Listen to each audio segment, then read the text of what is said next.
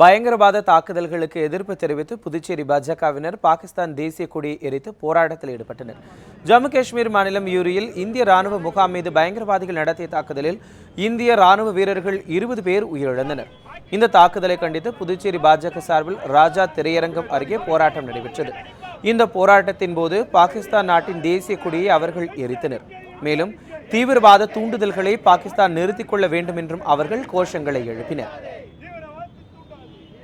எல்லையை மட்டுமே இந்திய ராணுவ வீரர்கள் பாதுகாக்கின்றனர்.